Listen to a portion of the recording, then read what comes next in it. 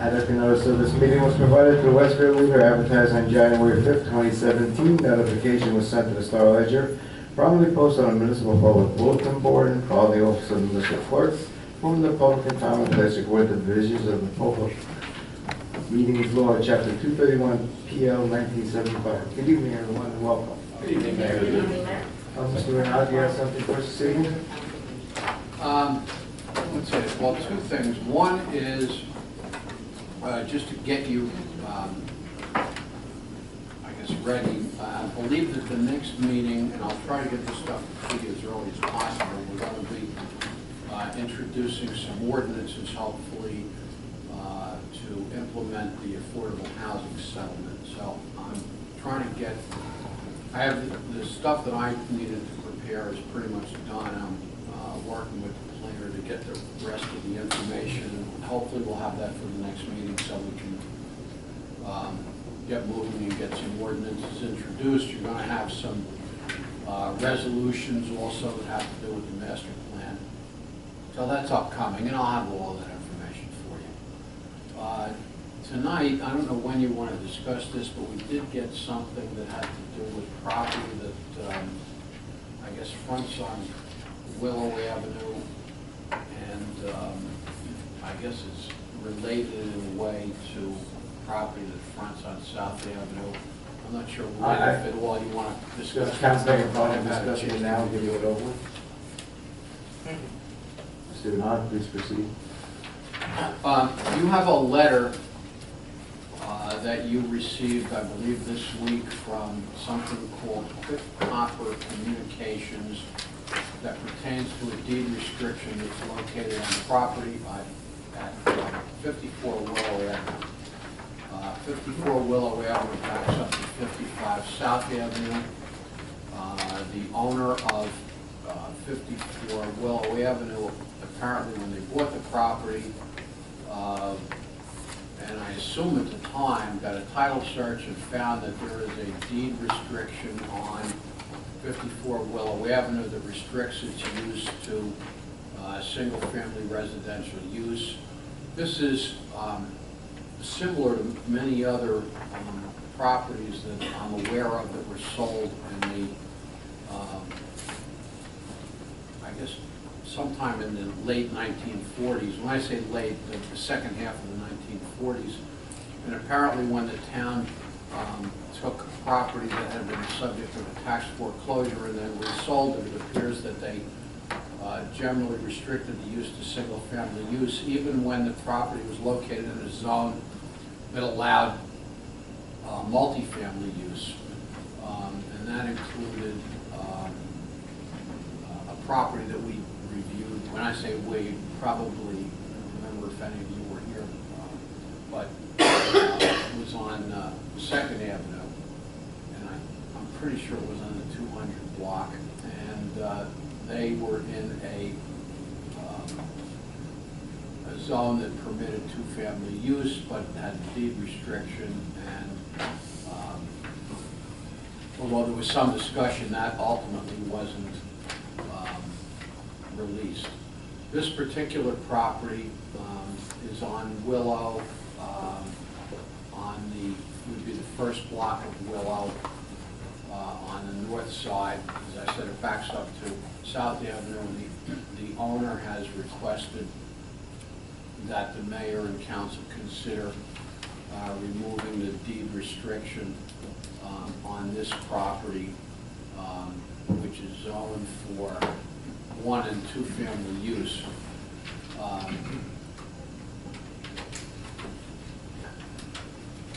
I think it's a decision of the council, but it's a decision that you should make, keeping in mind that there are this isn't the only property that would be, it's the only property that would be affected by whatever vote you did, but it probably wouldn't be the end of the request if you were to release it, because I think there are a number of properties that have the same deed restriction. I know there are because I've looked back at the resolutions going back into the 1940s.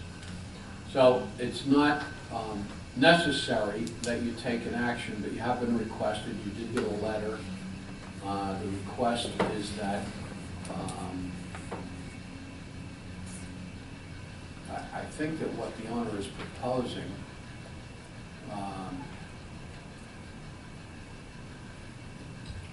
I think eventually what the owner is proposing is to use the lot as a parking area for the commercial property on South Avenue that fronts it. It appears to me as though that it may be being used in that fashion now, although I don't know how that came to be. So that's the story. You received a letter. I believe that we brought this up once before. I think you got a letter similarly. At that time, you decided not to act to remove the deed restriction. In this case, you got a second letter, and I guess a second request. So the first request came from the attorney for the seller. This is a letter from the buyer. That's the difference. Well, I have to say that in reviewing the paperwork, it's a lot more of a thorough request than it was last time. And if you look at the drawings, the South Avenue property has minimal, if any, parking, whereas the Willow Avenue property provides that. So these two properties being owned by the same owner go hand in hand. Without without Willow Avenue providing parking, the commercial space on 55 South would be in a detrimental situation. And so in reviewing it, I'm comfortable with lifting the deed restriction on this.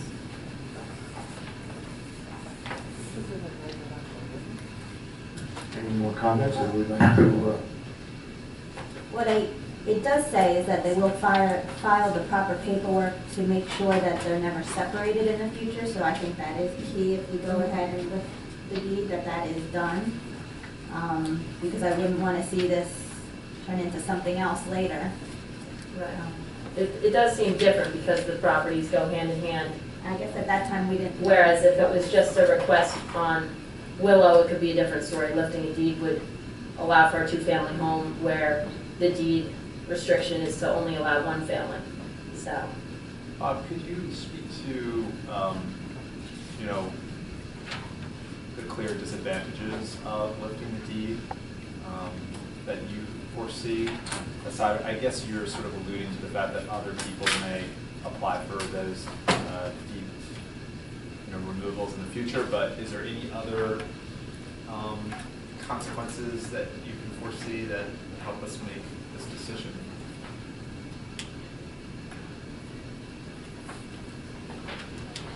well, other than that, there are, I don't know the number. I mean, if you wanted to know, I would have to research and go back and look at minutes from the 1940s, which probably isn't worthwhile. Maybe somebody else could do it. But there's a significant number of properties, many of which are in two-family homes. So if you were to do that, I don't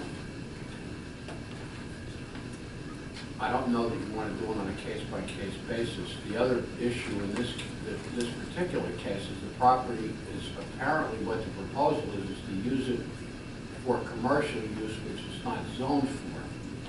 So, in other words, this is zoned two-family. It's now restricted to one-family use, but the proposal was not to use it for two-family use. The proposal was to use it for a commercial parking lot, which, candidly, it does appear that it has been used, although I don't know how it got to be used as a commercial parking lot with a garage on it when it's not zoned for that. I mean, it's a confused situation. I think the precedent issue is something that you need to. It seems in the letter, which is very thorough, in the actual request, that they bought the property with, I guess, the thought that they didn't really, I guess, discover that deed restriction until later on. I'm not saying, of course, that is the buyer's due diligence to do so, but No, I don't think that's the case because they knew it before the property was sold. okay, so they did know.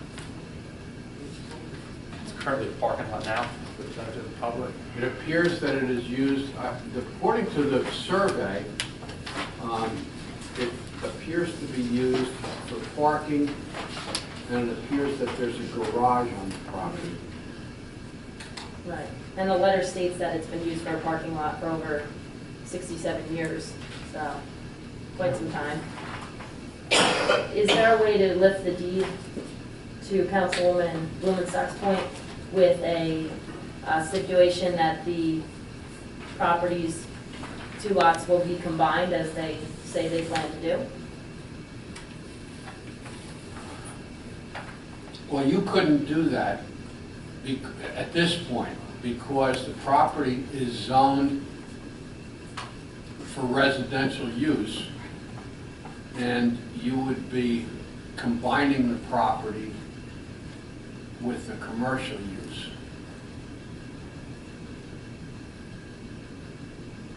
So I don't think you could do it, you couldn't do it certainly now. I mean, if you were inclined to allow this,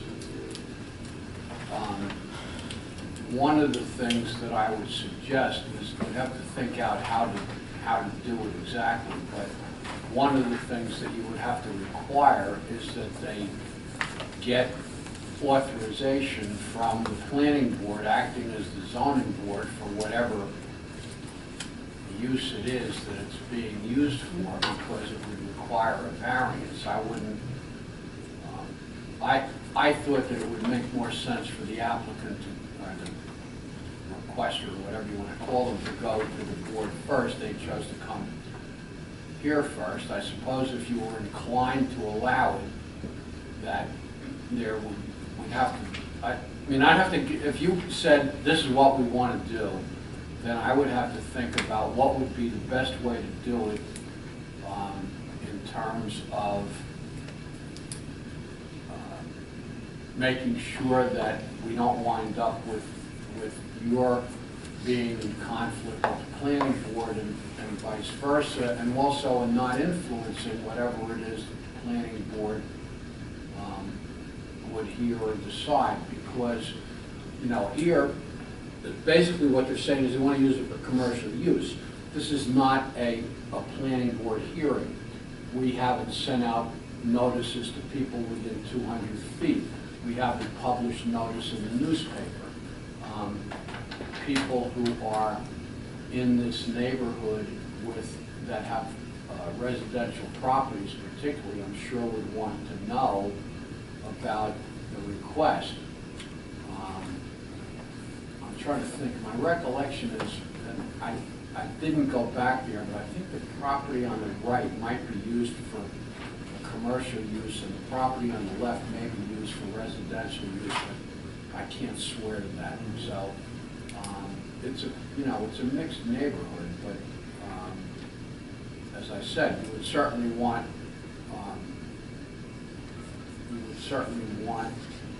to not. You wouldn't want to do this in a way that would somehow require that the planning board permit the commercial use without having an opportunity to have had a full hearing and have the residents come and speak. So that being said, what are you looking for from us then? Well, I'm not looking for anything, but I mean, if that's what if you were interested in pursuing this, then I would say you should let me give some consideration to how I would recommend that you implement this. Do we have a consensus we'd like to go forward with this? I have a One second, please. I'm inclined to let Mr. Renaud proceed, and it's a property owner's request. I think it's fair that it goes through the proper channels. I want to know the planning board's role in this. Planning board, zoning board at this point in Well, time. that's what he's going to So do. that we should know what that is, no Okay. matter what, because there's other cases that could come up. Okay. Yeah, I kind of agree. I feel like this is a planning board issue, so I'd like to get the planning board involved in the decision before we make a final decision. And I would have to recuse myself from this application as they requested I do so. So I cannot make a comment on it, although I would like to very much. Thank you, Councilwoman, we appreciate that. So, Mr. Donovan. Yeah, you should all know, I did speak to Councilwoman Cucurella, and I did advise her that she was going to recuse herself not to make comments, and she graciously agreed to do so. Thank you. Okay. Anything else, Mr. Renard? No, I don't believe so. Okay. So I don't see Mr. Disco here yet, so we'll move along to Okay. Mr. Disco, I know everybody here, she's not here. Sorry, Emma, do you have anything? I do have lots of things. Oh, gosh. Okay, so the first thing is, I sent you guys the 2018 estimates. I believe you had a chance to review them, yes? Yes, thank you for doing that. Okay, so do you have the reference for me? I'm trying to find the folder. And of course, that are. Okay, so you have many more estimates than you need. It came from Mr. Goriello based on your request, so do you know which roads you want to do? What's on there? Yes, I have this here. So just to backtrack a little bit, the Finance Committee did work together to provide Ms. Ariano with this list to then seek estimates, which she did with Mr. Goriello, and thank you for that. In reviewing it myself, I was certainly surprised to see that west to Westfield line was $200,000 as an estimate, when that's 2 blocks, and Maple to Westfield line is $70,000 when it's the 1 block. But so basically, Councilman Lazaro and I drove around every street in town, and I have to say that the two that really jumped out at me as being like driving on the moon would be Maple to the Westfield line for Spruce Avenue, and also Oak Street on the north side of town, North Avenue to 2nd Avenue. I'm not following you. so- Maple to West, Willow Avenue, Maple? So, I'm sorry, Spruce Spruce Avenue, Avenue, from Maple to Westfield Westfield line Okay. was a total of 70 for the Right. estimate. Okay. And then Oak Street on the north side of town, from North Avenue to 2nd Avenue, was $80,000. So combined, 69. No, no, I'm sorry, 69. 69. Right. Okay. So we're looking at about $140,000 as an estimate. Obviously, we would see what bids came in at. That's What did usually, that's quite a bit lower than you normally. Right, and I'll speak to that. I mean, Okay. and the Finance Committee didn't discuss this.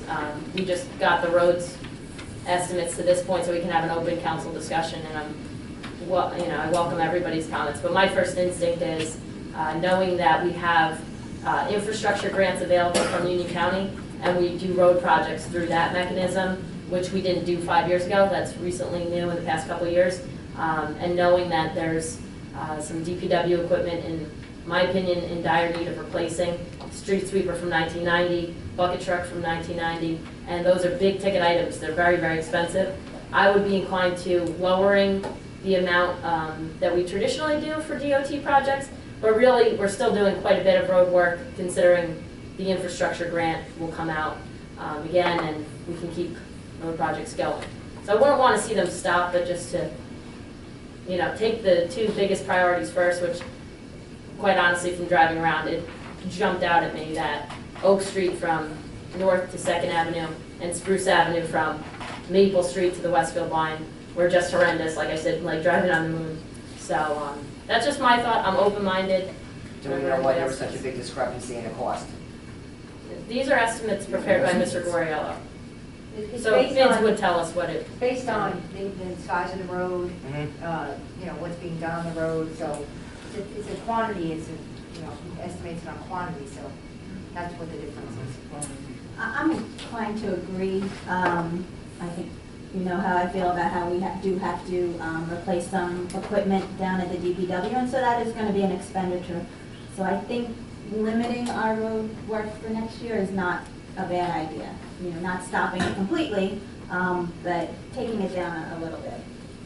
And, just to speak to the time that Councilman Tedisco and I spent looking at roads, we tried to be as, fair and balanced about it as possible, and trying to determine which roads were just really urgently needed. Of course, we had we had as much money as we possibly could. We would love to do as many roads, but I think we just have to be judicious about where we're spending our money. And I think these two particular sets of projects are the areas that need the most attention. But I also think our DPW needs a lot of attention too. We also visited the DPW and we looked at all of the equipment as we're making financial decisions. And I think it's extraordinarily important that if we, as we just invest in a new truck, we want to make sure our DPW workers have equipment that is functional. So that's, I think, a good decision for us to try to be very careful about where we're spending our money, consider using some of that money towards DPW. Well, it really won't matter about the DPW trucks if our roads are not drivable. Well, I mean, it does doesn't that. matter. Did the chicken come first or did the egg? I don't know which I came wouldn't say first. they're not drivable though. A vast majority of our roads here are in fair to good condition. But you're talking There are about spending some. back money on the roads, which I feel are very important to We're talking about- concentrate on more equipment. Talking about prioritizing, that was a big topic that we had at some face-to-face finance meetings we've had about capital planning. And I mean, 1990, they can't get parts for the street sweeper anymore. There are streets that haven't been swept at all this year. Well, we have a shared because of service it. agreement in Van don't they have a street sweeper? They do have a street sweeper, but if they're using it in Van and if the timing doesn't work out, I mean, that's to my knowledge. I don't know if Councilwoman Blumenstock has anything else, When's the but last time we it had a doesn't. street sweeper? You'll see in my Garwood report that Rocks, actually. we have been using some of their equipment on the street sweeper, but they're It was- bucket trucks. So we are using their equipment, but there are just times where we need, I mean, look at the hurricanes that just happened. If we have an event like that here, we're going to need our own equipment to Well, clean we don't and have the things money like for that. all this equipment that you're That's, envisioning. we can prioritize something. No, you're talking about borrowing more money. We don't have About it. roadways. I think the roads are really important. It's a matter of how the residents and the taxpayers feel about getting whiplash driving on the streets and how it looks to other towns and how it looks aesthetically to us. You know, we just bought a new garbage truck. You can't be looking on the horizon to spend another $1 trillion on more equipment while you're prioritizing certain roads. Well, number one, we're not talking about $1 trillion. Number two, we're not talking about that every road in town is not drivable. We are talking, openly about our thoughts on this. So if you have a different proposal, if you would like us to add other streets, I mean, let's I hear believe it. the street should come before more equipment comes. Okay. She brings up a good point. I talked about the street sweeper, that's off limits Yeah. to go to Fanwood. I have asked for that to happen, it's off limits. So that begs the question, is this agreement really, making it $40,000 worth a year? And I think that's a question that needs to be revisited to the Streets and Roads Committee. If we need to go out and get a separate DPW superintendent that has nothing to do with the equipment sharing, because I don't think we're getting a good deal on it, then maybe we should do that, at least look into it. We looked into other things this year, we need to do that as well. And I ask you, Mayor, let's get this issue out there, and let's look and see if this agreement is working to the best of the $40,000+ it's given us It's this not year. working on my street. Honestly, haven't seen the street sweeper in I don't know how long. They used to be there relentlessly every month, every couple of months. They're just not there anymore.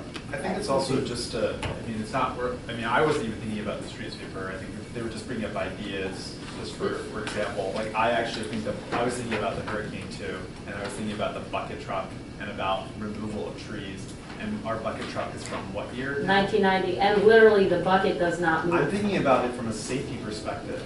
So I worry about these types of events and emergency situations from a safety perspective. So I definitely agree with you. I want us to continue to pave roads and keep the roads in good shape. But for me, it's also a balance of making sure that our residents are safe when severe situations occur. And I'm not opposed to looking at the shared agreement. If there's a way that we can obviously better utilize the equipment, sure, I'm not opposed to that. But I think what we're talking about here is that we have some really old equipment, and in emergency situations, you're probably going to need our own bucket truck. So, But if we that's go, how I if feel. we go back to the agreement, the primary purpose of that was the management of the department. Yes, the equipment was a secondary, not a thought, but part of the process. So we have to look at the I thought the equipment equipment. was the main part of the process. I don't believe so. Well, I mean, then it begs the question, why is Clinton working in Scotch Plains for $24,000? And we're paying $40 if that's the main part of it. That's why it needs to be revisited. I don't Because think that- they have 8 hours and we have 15. It actually cut down to 10 if you remember, after the first year of the agreement. So it needs to be revisited. To go backtrack to everything, how much do we spend on road projects? Let's talk numbers here. We spend, what, 450,000 or so, is that right? That's a bit much. Or is Road it close, projects annually. or is it closer to 300,000 It last depends year? on the year, That's but what the bonds altogether, we did 2 years in a row. I think one was 440, that was 2 years ago? DOT and infrastructure, we did the bonds together. Right. So they were about, the infrastructure itself is That's why I about have the number 100. 440 in my head, that's what. So, okay. yeah, one of them was 440. Right. So we're going down. I would If say we get generally- 70%, and 70% of that comes back in grants, roughly. Roughly. Not exact number for everyone's point of view, so it's a good investment, like it, and I understand it, and I think you could find some kind of common ground out of all this, because I think 140,000 on roads is a little low, based on the fact that in real dollars, it could come out to about, I don't know, maybe 50 or under for us, once all these estimates come in. So I think that you can add the rest of West or something, or just do West. You know, I'm just giving you an idea, you know, and I think we need to have like a dollar amount there. Right. That's the priority I have. Sure, and let's talk it out, and I'm open to that. Like I said, I was just throwing something out No, as a no, I starting. appreciate that. But I would also throw out there that Anchor Place, which is one block, we had an estimate done on that for $80,000. So if you add that in, now you're talking about 220, more of a compromise area. But, you know, it's really thinking about the equipment too. We have dump trucks from the 90s that are out there I know we snow do. plowing. So it's a really global picture that we're looking at. I'm okay spending more on roads. I'm just looking at it as what balance can we strike? So if throwing an Anchor Place would make it more amenable to the council, I'm all for it. That road could use it too, certainly. No, it's not about the roads, it's about, you know, you can't spend it all. You Well, that's can't our do it all. decision we're making That's tonight. what's We happening. can't spend it all. Because if we could, we'd say, all right, every estimate, let's do it. I don't think anybody here is saying that yet, at Yes. least, but Yeah, I shall wait. So we agree we're gonna add Anchor to the list? I mean, I'm fine with that, if that makes it more amenable, I'm fine sure, I'm compromising fine with with that. making that compromise. Councilman Sarno? All these roads are in rough shape. They are. They are. They are. Yeah. So you just pick and choose which one you want to cover, that's pretty much it. What's the equipment priority? Equipment priority, I mean. Because there's certain equipment that costs more than others. What are we looking at here? I think let's the put it bucket all- truck is going to be a priority because I do worry about safety. There's a In price terms tag of. on It hasn't really been used. It hasn't been, it can't And be when used. the last time we did holiday decorations, it was the family bucket truck that was here. So that might be the biggest piece of equipment, not price-wise, but most important, just in terms of safety. But we do have some dump trucks that are I don't have really, my finance papers from the budget with me here, but if I remember correctly, those trucks are within the $150,000 to $200,000 range. the So, dump trucks. right, dump trucks, also the bucket truck, street sweeper, that And you'd like to expensive. replace them all. No, no, no, Not not saying that. It's about. Even if it's just planning one. For each year, it's We about just did one. planning. Just did We one. did one this year, correct. I mean, I would have We liked to had- see it the previous year. As we can see, it takes 9 months to get a garbage truck in. We voted so much earlier in the year for the garbage truck, and we're still, waiting through the Well, process we for were it to trying get to get a here. compromise on the garbage truck with the employees, so we didn't get that, so we voted for the garbage truck. Well, the problem also was that we had a large number of years where nothing was bought, so everything kind of didn't cycle in the right way. So you're supposed to have these things, these equipment cycle out and have a plan for when you're going to purchase the next one. And we haven't had that, and I think we're on the way to getting there now, with the finance committee has really been looking at I'm it, glad you but. have a plan, because we all have the same types of plans at home. You know, and we just can't afford your visions. I don't think it's. I don't think this should be made personal. Yeah. This is not your vision, It's not- our it's- version, All right, the or general anything. global vision. But it's not that even bad. saying, oh, you want to buy all the equipment, Well, no, nobody's it was suggesting said, that. Sarah, it was said. Well, we That's- are gonna need to replace things eventually, that's the. Certainly not all next That's why we year. have a 5-year plan, I But- believe. Yeah, I think the finance committee has really been working very hard on the Yes. capital A plan. lot of different departments provided us with the capital plan. So in the finance committee, we were discussing ways in which we could be judicious and democratic. We want to obviously be very careful that every dollar that we spend, it's not like a free-for-all where we're trying to spend. What we're trying to do is say, where are our most dire needs to make sure that the town is maintained at a certain level that people expect. And, you know, safety for me has always been a really important thing as being a member of this council. So that's like kind of where my priorities also lie. There's a lot of things that I would love to spend money on, but I know how, I do agree with you, everyone is watching their dollars. Yeah, they We're are. not- You know, I think everyone on this council is not talking about wanting to spend money without thinking really carefully about that and the impact of that. So I think about that all the time, you know, but at the same time, we as a council are sort of elected to try to make these difficult decisions about where we should spend the money. So I'm totally okay with people having differences of opinion on where that money should be spent. But at the end of the day, I think, you know, there are tough choices, and unfortunately those choices cost money. And we have to figure out where we want to spend that money. For me, maybe it's the roads, and that's you know, totally, that makes sense, because it's an important aspect.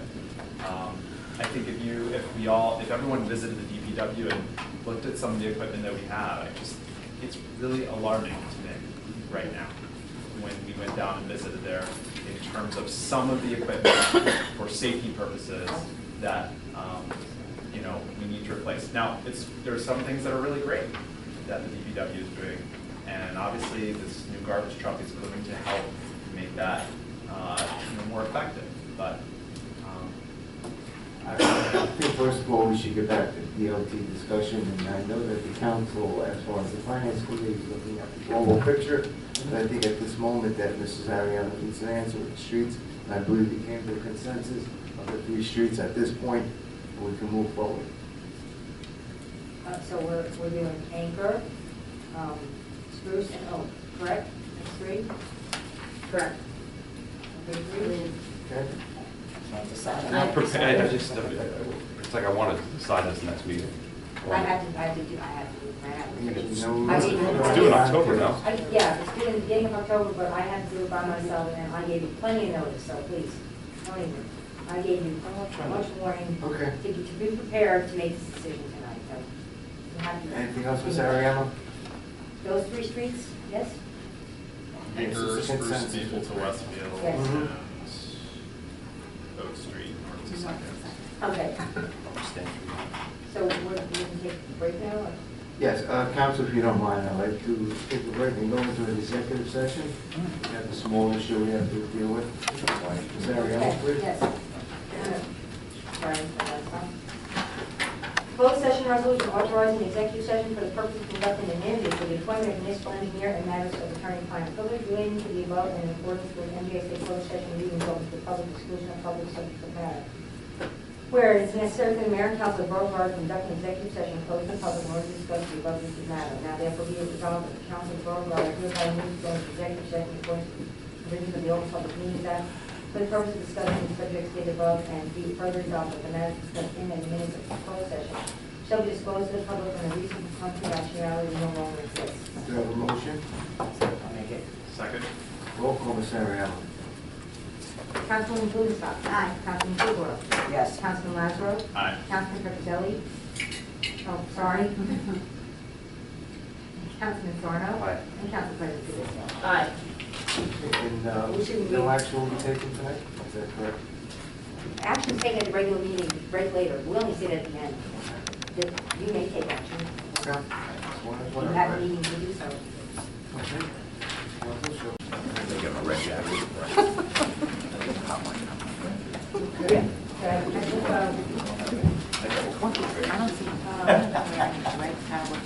I was, in the middle of a couple things, so we finished DOT. Right. So the thing I wanted to talk about was, at the last council meeting,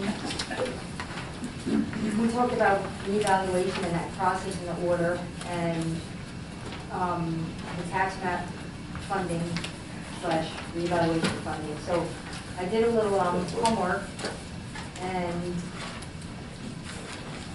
I reread the order, and I suggest everybody reads it again, because we really, like, every month the assessor's doing a report for the county as part of the order. The order says that, you know, you're supposed to get moving. So as far as the tax maps is concerned, I have to do an RFP to get the company for the reval. So I have some people sending me samples. gonna work on that, but it's not gonna be like boom, boom, boom.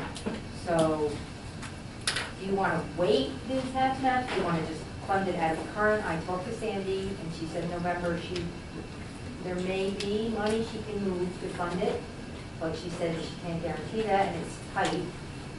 And waiting till November is, you wouldn't be able to do any funding any faster than that anyway, because bonding, and it would be a special emergency appropriation, and you spread it out over 5 years, but Sandy said she has to borrow the money anyway, because you don't have it.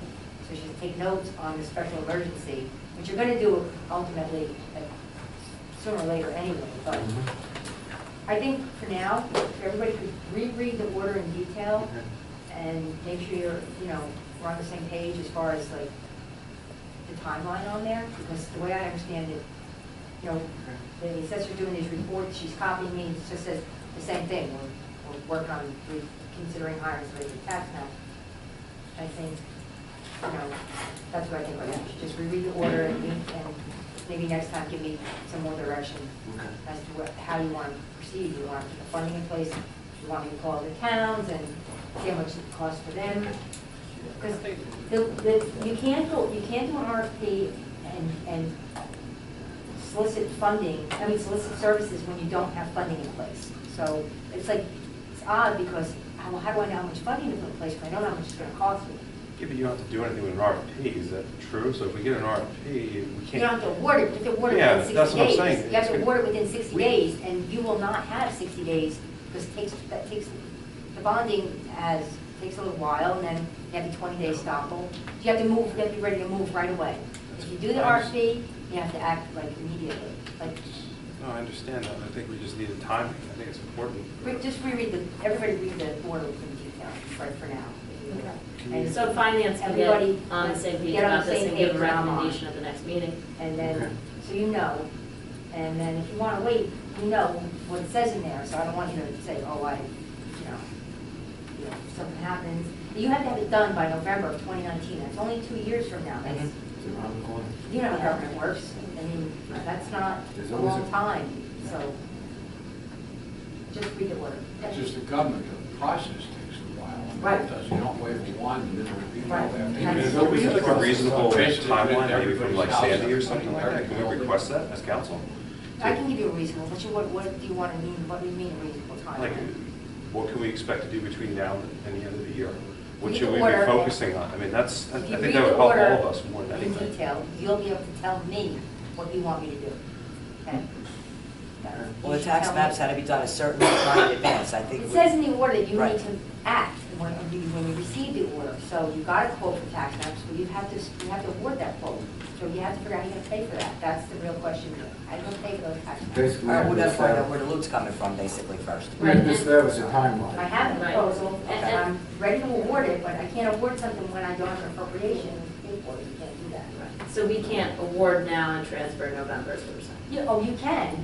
You can, but But you're not she supposed to. wasn't 100% sure that it could be done in That's what I She November. said she's Yeah. pretty sure, That's what I but want. she said anything could happen.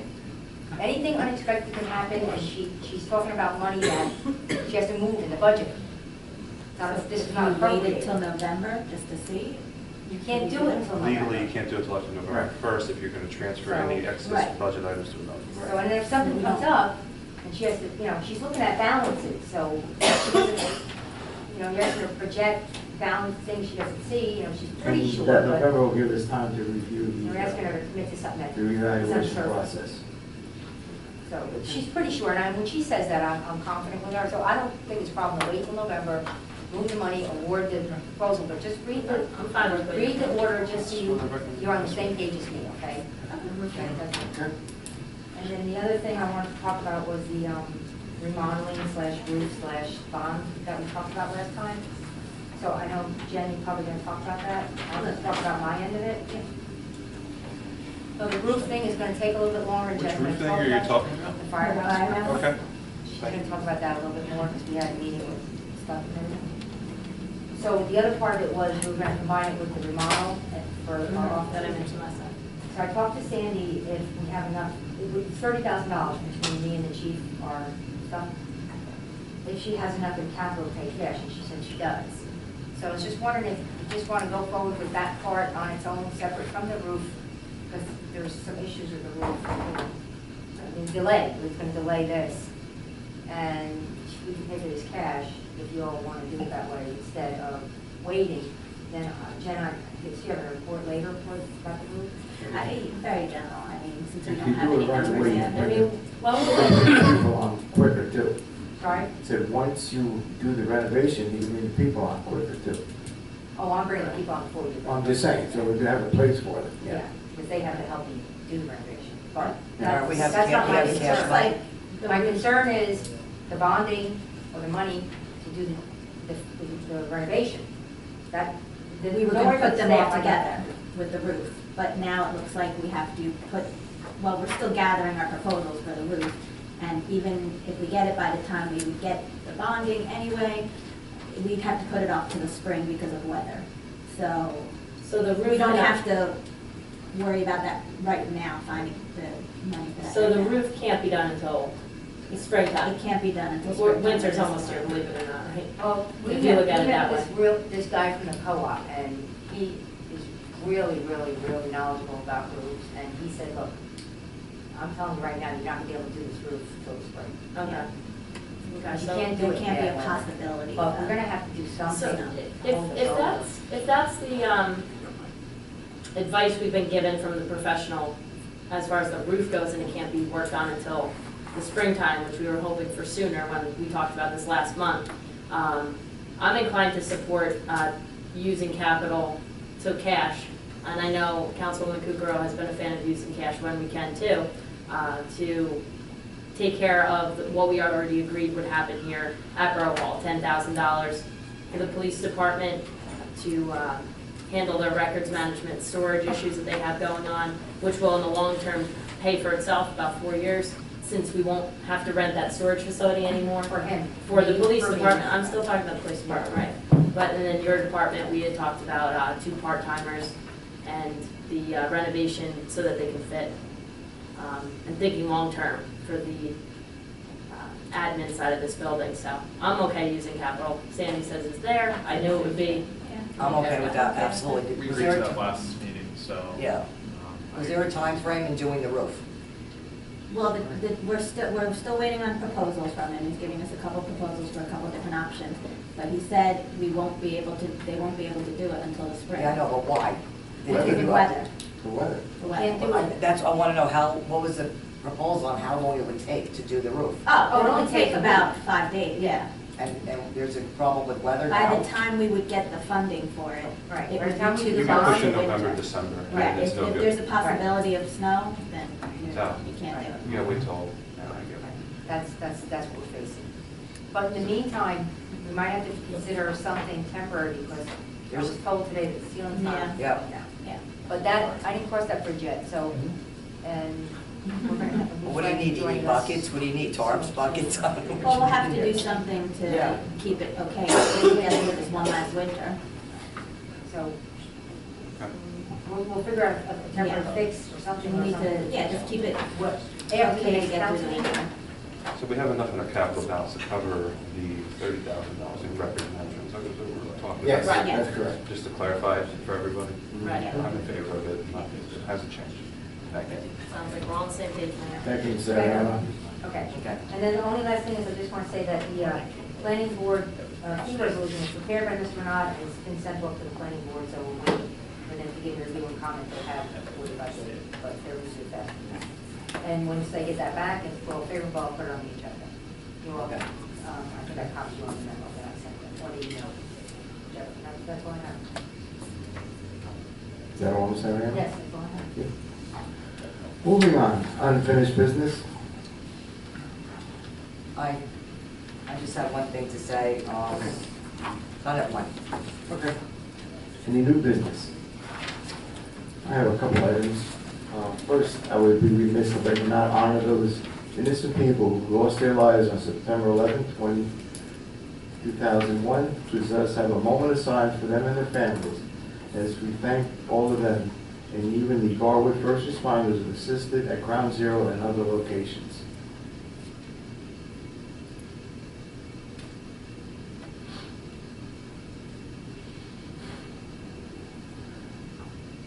The the editor of the Garwood Gazette has submitted the newsletter to the printer. The fall and winter edition should be arriving at mailing in the next few days. If you do not receive a copy in the mail before the end of September, please let us know. You can call Borough Hall or send me an email. There will be additional copies of the Gazette available in Borough Hall and the Garwood Library. 2 weeks ago, on August 23rd, Ms. Ariella, Council President, and myself, Tedesco, met with the Deputy County Manager and Amy Wagner to discuss Union County Shared Services. We reviewed all the current services and financial programs that we are participating in, as well as other future services we are able to take advantages on behalf of the borough. I'm in receipt of a letter dated 9/6/17 from the New Jersey State League of Municipalities requesting that I complete the 2017 Mayor's Legislative Priorities Survey and then review the draft resolution calling for the extension of the 2% cap interest arbitration. I have shared with the council a copy of this letter. It's on the dais. And I would appreciate if the council members can review it and get back to me by the next meeting, September 26th. Also included in the issue of the Garwood Gazette are the scheduled plans for the Mayor's Wellness Program, which includes a monthly 3K walk with the mayor. On October 7th, the mayor's Saturday meeting at 11 a.m. in Borough Hall. I will be inviting all the residents to join us at noon for a walk up Center Street into Unami Park to back to Borough Hall. Beginning in October, this event will take place each month. After every Mayor's Saturday meeting, all residents are encouraged to participate.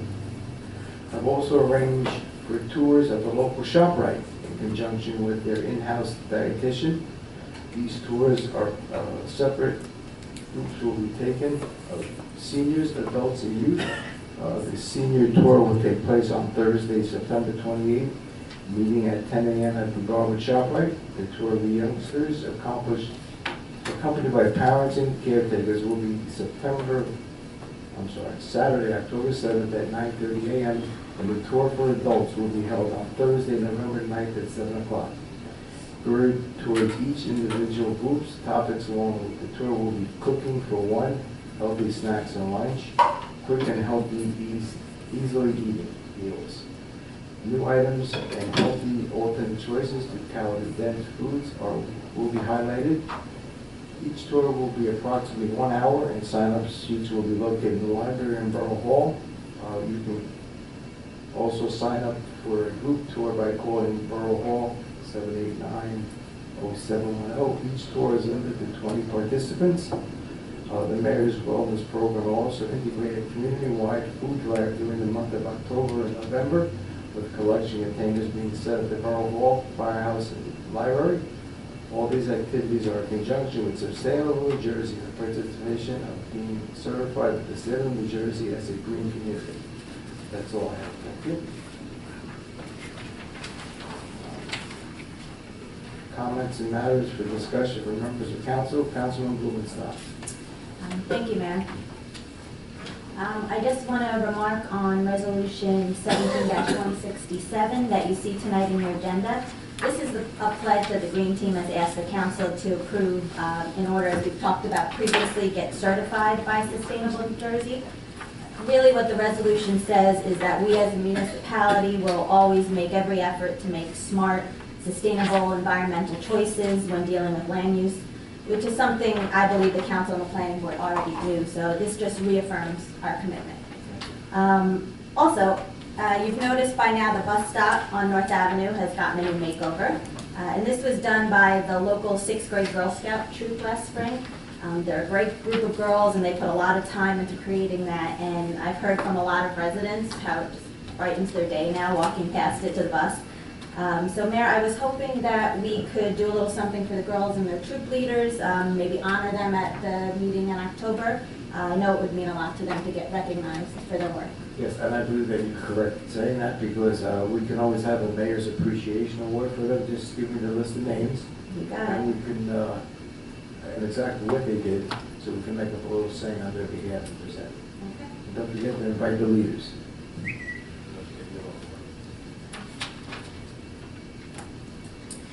Councilwoman? Yes, I'm sorry, that's it. Councilman Kukrow? Thank you, Mayor. Just two quick things. I wanted to thank Chief Wright. I had texted him a couple weeks ago, and I got like an instantaneous response. I have an elderly woman that walks past my house every single day, walking around. I talk as I'm walking my dog. And she mentioned the crosswalk at 3rd and Cedar. She said she's been calling the town for like 3 or 4 years. She keeps getting run around. When can it be done? She thinks they said the county does it, on and on and on and on and on. So I got in touch with Chief. He got in touch with the proper people, and the crosswalk is going to be addressed, as well as a lot of curbing in the town. Well, a few other people brought up to me has got to be addressed as well. So thank you very much for taking care of that for me so quickly, and I can't wait to tell her. And also, I'm glad you brought up that resolution, because I'm going to want to be pulling that from the agenda. So thank you for bringing it up. And that's everything. Thank you. Councilman Lazaro? Nothing for me, Mayor. Thank you. Councilman Sarno? Nothing, Mayor. Thank you. Council President Tedesco? Thanks, Mayor. Just a couple items. I passed around a draft to the council, so I'm going to speak to that. So as we all know, volunteers here in Garwood are really central to our ability to keep us the small town with a big heart. And, you know, we really do have, I think, a unique character and spirit here in town for Garwood, one of which I'm very proud of. And I know it is thanks to the hours and hours spent by volunteers year after year. From the fire department to the celebrations committee to the newly established green team. And another volunteer actually gave me this idea. Adele Lewis of the historical committee brought up a great idea to our group, and it seems appropriate that I take it to the council, and I've been working on it since too. She got it from another municipality, which is tremendous. We should be sharing ideas with one another, which is basically to have a volunteer form, which would be information about the different ways people could volunteer in town, whether it is directly for the borough in the sense of a mayoral appointed committee or board, but also perhaps outside organizations or some of our public safety volunteer groups as well. So I put together a draft. I'm still working on it, and I want to check with private organizations not affiliated with in Garwood, but not affiliated with the Borough, like Celebrations Committee, Historical Committee. Those are to see if they'd be interested to have a little blurb about what their organization does and who to contact if people are interested. I know we do have one form that, for example, if you volunteer for a borough committee, that you do have to sign a financial disclosure form, and we just want those volunteers to know ahead of time before they join. But for other groups, they can get pointed in the right direction. I think it would be great to have a central place that when they're stopping at Borough Hall, they see the form and they might be interested, they can do that. Let me just clarify that. The form online is an application for people to volunteer, and it says, it has a disclaimer on there. It says that some boards and committees have to do the financial disclosure, not come on, they have to do it. Then annually I send it to them, and they're shocked as to why they have to expose their personal finances on this form. So it explains that on my application online to volunteer for committee, a board, recreation, board of health, planning board. So that's what I mean by directly, Yeah. committees that are directly connected with the borough like that, Yeah. compared to say an outside organization like First Aid the Squad or education, something. right, First Aid Right, Squad, they the don't have to. Foundation. No, and the fire department doesn't have to, and celebrations doesn't have to. If you're on a board or a commission, you're obligated to do a financial disclosure annually, and I like to let people know in advance, because you serve on a board or committee for a whole year, and then I send you this form, and you can't get out of it. You can't say, well, I resign now. You still have to do it. So I think it's really unfair for people to find that out a year later. Some people get very, very offended that they have to tell the government their personal finances when they're volunteering. And just for further clarification, there's no dollar figures on that form. Yeah, there's It's just nothing a on there. source- Just a source Right, we all fill it of out. You still income. have to say your source of income. Yeah, but there's, And you don't have to people say I like make so much reveal their a private year. information when they're volunteering. You know, I work here. It's different for me. They aren't volunteering. And some people just don't do it, and they get fined. Right. And I feel bad for them. They just don't do it. They won't do it. Well, thanks for clarifying that point, My but, you know, the application's online. it's only a few boards and commissions that require that, but the vast majority of volunteer opportunities do not. And just, it will be a way to give folks a guideline as to what the groups are about and who to contact if they're interested. It seems like volunteerism is on the way up in town, and hopefully we can keep it going because it really is the heart of Garwood. Another item I have, Mayor, is recycling. So I just wanted to share that I was reading the news app on my phone, and I came across an article from CNN Money about recycling called China to US, Please Stop Sending Us Your Junk. Beijing notified the World Trade Organization that it plans to ban 24 types of solid waste, including certain types of plastic and unsorted paper starting this month. It said the market is in a little bit of a panic because of this, and the article also said that while China is claiming that the recycling we're sending to them is too dirty, US officials are actually saying they are cleaner than their Chinese counterparts. So it's a he said, she said. I'd have to do more research to know really how true it is, but the point is there's a bit of a concern in the market and some volatility, so it just further validates our decision to extend the recycling contract rather than going out for bid. So, and the when China did that, it was with very little notice to the United States, so you can see how it sent the markets in a little bit of a panic, like it said. Finally, another item, I had brought this up at the last council meeting, that the developer for South Avenue, Russo Developments, is interested in doing a town hall for the benefit of the Garwood public to keep that line of communication open about their plans of tentatively when to get started with construction, what the actual designs will look like and so forth, and their plans for handling the construction and making sure it's as smooth as it can be. So they started to give me some preliminary dates, and I know I've spoken with Ms. Ariema, who checked with the school just to get a rough idea if they would be open to having it there. And it looked like early October worked for both the school as well as Russo, because Russo would like to do this before the site plan hearings with the planning board. This is just an informational town hall meeting, but we're looking at October 4th, 5th, or 6th right now. So it's a Wednesday, Thursday, or Friday.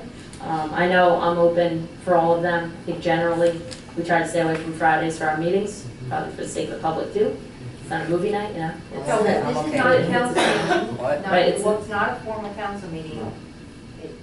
So just so we understand, it's not a council meeting or a planning board meeting. It'll be So we led can sit in by. the audience. Yes. Right. Right, so I don't have to do any notes No or anything official like that. notices is, I Right. think, the key. Okay. Yes, Right. that's what I'm trying to say. You're Right, no official notices, but just wanted to Right. communicate back to the council if there's one day that, you know, we all knew that there was some other town event going on, and we didn't want to encourage Russo to have it that same day. Let's do that. Well, So, I don't see anything, you know, on here, so there's nothing really going on that I know of on any of those days.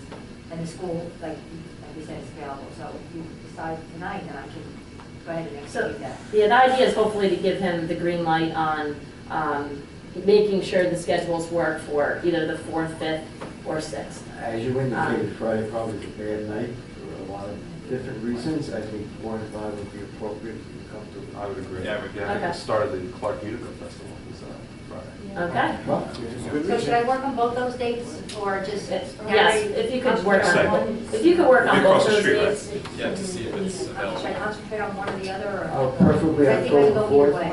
That's a Wednesday? Yeah. Right. The I'm Wednesday. good with the Wednesday. You don't have to make yourself crazy deciding on what Right. day it is. Probably 7. 7. Okay, and I will get like a blurb about it from the. Right, so that it could be put on the borough website, borough marquee, and perhaps they'll do a press release to the paper, Okay, something to that effect. all right. Okay, thank you for that. That's all I have, Mayor. Thank you. Okay, we'll move on to public comment. Anyone in the audience who wishes to address the mayor and council, please step to the microphone, state your full name and address. Please limit your comments to 3 minutes. Come on, council.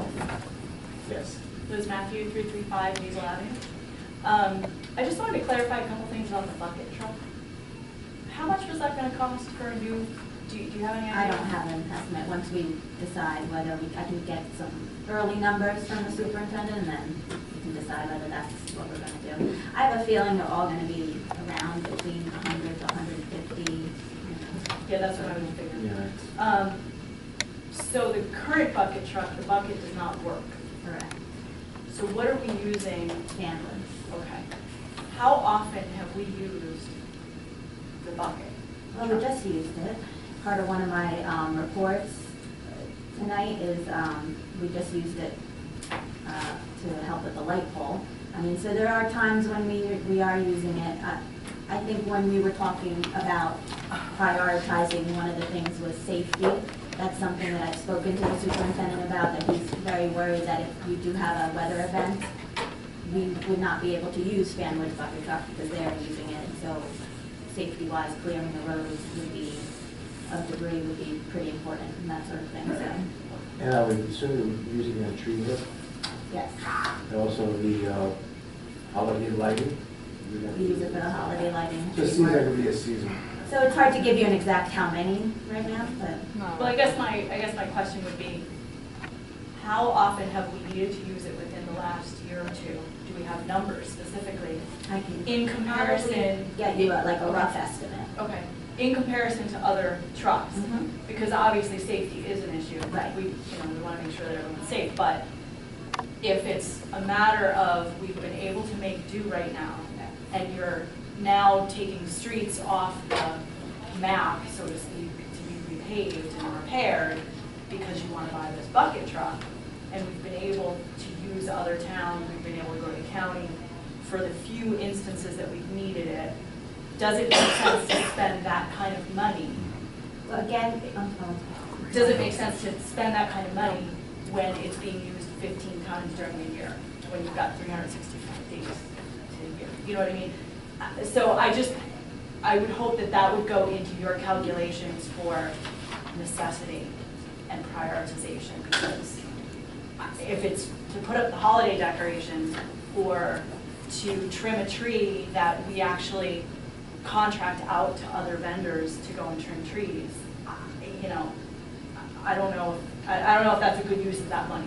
So I'm just throwing that out there to say let's be very diligent in how we're using that money, because when we did go with that shared services agreement with Fanwood, the initial intention was to save money on the salary and benefits of a full-time employee, but one of the big things was shared equipment. And if that's not happening, then I'm going to go back to what Mr. Sarno said. Maybe we need to revisit that agreement to see if we're getting our money's worth out of that. So I just wanted to throw that out there and say, it's a pretty sticky situation. I just want to make sure that you guys are doing, doing your due diligence with my money, because it is my money. So thank you. Have a good night. and again, I just also want to reiterate, when we mentioned the bucket truck, it was something, it just happens to be an item that is down in DPW. It's not necessarily the first item on the list. This is something that finance will have to go over, and we will have to work with the superintendent to determine what, if we do buy equipment in the future, which piece of equipment will need to be done first. So it's not, I know a lot of talk was going around about the bucket truck, but that's not necessarily something we will be purchasing. It's something that is in consideration. Thank you. Yes, sir. Jim Matthew, also 335 Hazel Avenue. Good evening. Where's Councilman Petrozelli this evening? On this personal matter, My personal matter. He was out last meeting as well? I believe so. He was out there. So the second. Okay. I was reviewing the last meeting. I wasn't here. Am I to understand no one on the council is collecting benefits anymore? That is correct, sir. Did Councilman Petrozelli resign? No. No. No, he has not resigned. No. Okay. What happened? What do you mean, what happened? As far as why is no one collecting benefits? What transpired? Was a deal reached? Was there Mr. Renaud? compromise? Public conversation about Mr. Petrozelli's health benefits? I don't know what the answer is. I do. Am I allowed to speak with that? I do, it's. Dan's personal situation? We pay. No, we pay for it. I mean, Well, it's work I on that guess- personal situation. Well, I guess in terms of what his personal situation is, no, it's not appropriate. I mean, the answer, if the question is, did he No longer- gave up the benefits, is that right? Yes, So yes, that's the yes, answer. yes. So he gave up the benefit. Yes. All right, that's good. The other thing was, Mayor, I was a little disturbed to find out now, we're talking about structural issues now at the athletic field. Can you describe a little bit, the last time I tuned in, we were talking about a leaky door. Now we're talking about a structural issue. It's basically in the door area. It's not the whole building, it's just in the door area. So just a structural, The platform and things. okay. There's a rumor going around town there are mushrooms growing up through the floor, is that true? Yes. There is. Never had that. Water infiltrated that area, the entrance, and as a result, yes, water infiltrated that floor area right by the door, and there was mushrooms there, which is obviously a big concern. How long have we known about that? I think. Because I've known about it for months. I believe I was made aware in the spring, took action immediately, when I was, This morning. no, when I was made aware. You I were, think it was I'm in the not, spring. with all due respect, I'm not asking, I'm asking the elected Oh. officials. When did you know about this? Well, And they- and feel free, anyone can answer. They Well, knew about it when they- When you brought us in there, when we went in there, I don't even know what the date was They then. they found out, okay, that's why I answered, I Yeah. apologize. Do we have an approximate date on that? I'm gonna say it was May. I think it was May. spring. Yeah. Why was that disclosed only on the August 22nd meeting there? Why Why was it? That's exactly why. Why wasn't the condition of the building disclosed prior to the August 22nd meeting that there was We a mentioned structural before issue? because and we're still in the consideration of potential litigation, which is why we were trying to be very judicious about the information we shared, so that in case we do pursue that we did not share that information and put us in a situation that could, that the company or the organization or contractor could use against us. So what changed before the 22nd that now we're okay sharing that information? Are we no longer worried about the litigation here? No. We're no longer worried about it. No, we were worried about it. That's why we went through the But process. then that answer doesn't make any sense to me whatsoever. If we're still worried about it, why was it disclosed August 22nd but What not was disclosed disclosed? before? We I don't know what didn't you're- what are you understand. The structural problems with the athletic field. How was it disclosed? Give me- It wasn't, Maybe give with more all due respect, information. these are the questions for the elected Yeah, officials. but give more When was information. this I know we're not disclosed? sure what your needs. Yeah, I- Yeah, I'm not sure why either. was this not disclosed, the structural issues with the athletic field? Why was this not disclosed prior to the August 22nd meeting if you've known about it since May? We That's didn't my know the question. extent of anything until we got We're still getting. people to figure it That's out. why It we all hired- boiled down to litigation, so Okay. basically that's what it was. And that's, maybe this is a question for Mr. Bernard. How does knowing the condition of the athletic field complex affect litigation? I've I got to don't go back to your understand. original question. I'm not sure that I understand what you mean by wasn't disclosed. Last we Building, heard, I have to tell you that I don't have a calendar of what the events are, but I know that in the spring, it was announced that there was a leaky a door. leak, that, no, not that there was a leaky door, that there was a leak, that there was a problem with the doors, and that there was damage, and in fact, the place was closed up. So I'm not sure what The thing I'm trying to you're get thinking to, of. You mean the specifics? The council didn't know the specifics until it hired an engineer and an architect to look at what the specifics were. and what then- was that? I don't have my, I don't write that stuff down in the calendar, to be perfectly honest with you. I think the contract was signed for early August, late July. No, I would I say. think it was sooner than that. I mean, we interviewed, we looked for a couple different contractors to do this, and then we settled, and eventually, it was a couple situations where a contractor originally was going to sign on for it, and then they decided to We back hired a out, firm. and then we eventually hired Falcon. We first had the two gentlemen come in here, so they had to go over everything first before you went out there. That's what we did. That was the preliminary thing. We hired Falcon, like in July maybe, ish, but So then we it's didn't. on the agenda, you mean, and it's on the website. No, I know, I you get can that. look at it. So then we did know the extent of that. No, we hired them to do an investigation, they had to do a report.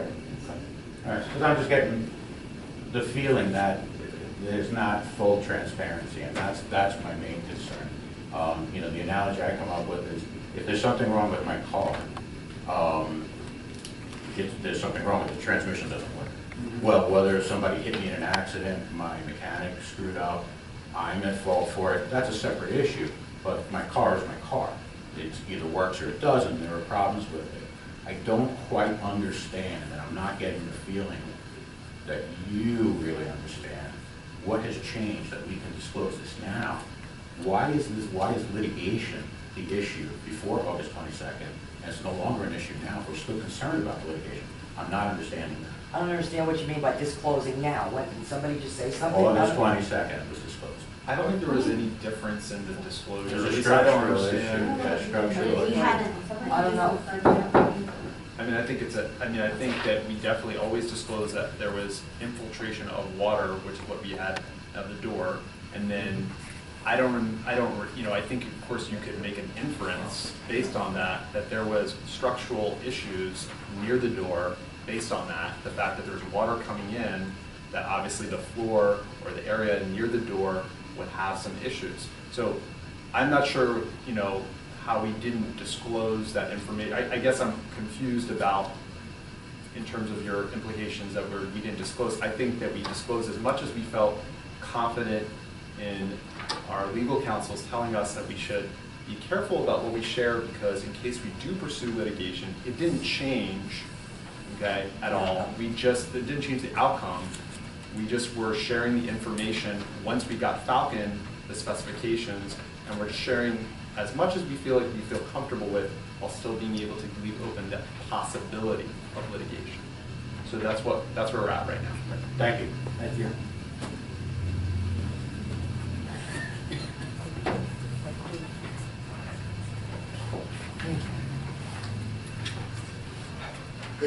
Good evening, Mayor, ladies and gentlemen of the council. Bruce Patterson, 325 Little Avenue. I'll talk about my letter in the next public Thank you. session, so we don't have like a 1, 2 answer this. But and Bob will probably like this. As you know, a couple of months ago, I was talking. You brought up reassessment, so I'm going around to the towns talking about reassessment, and then Bruce Burden, the chair of the freeholders, said, "Oh, it's a conflict of interest. We cannot donate money through grants, to offset reassessment." So I said, okay, it's conflict of interest.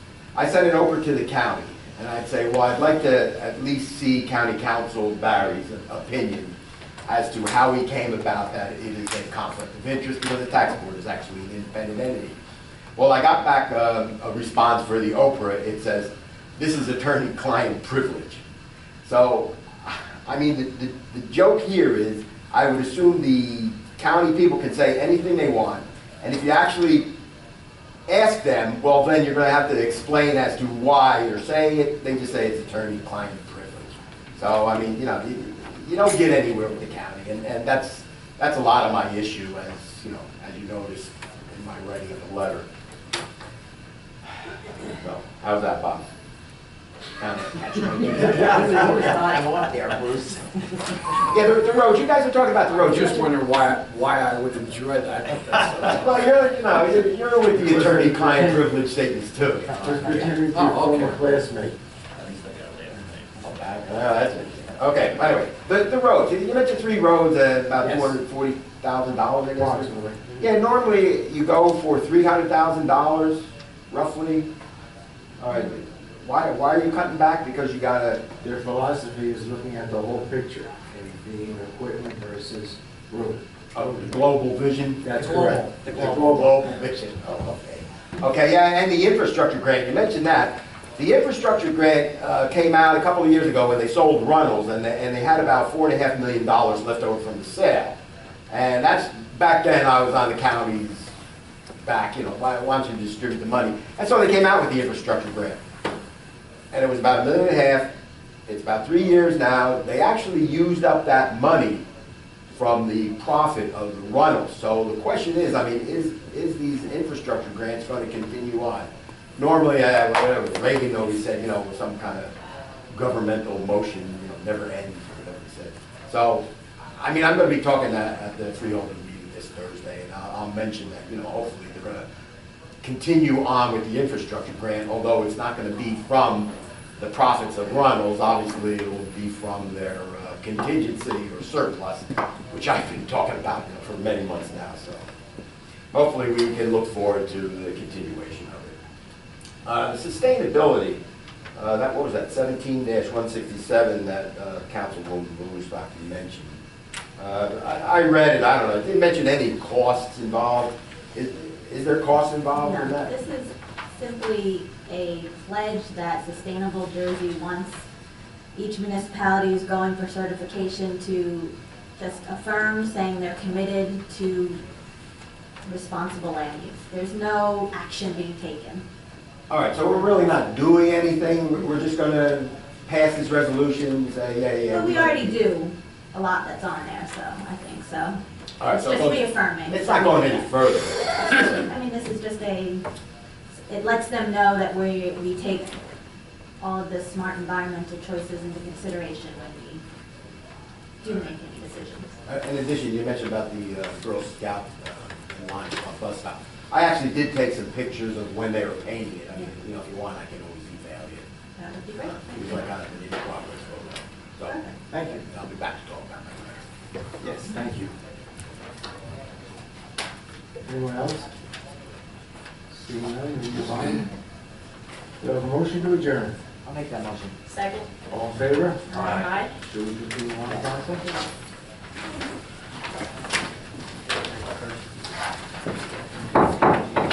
Please rise for a moment of silence. I would like to dedicate the moment of silence so we have the hurricane victims and their loved ones, and a salute to the flag.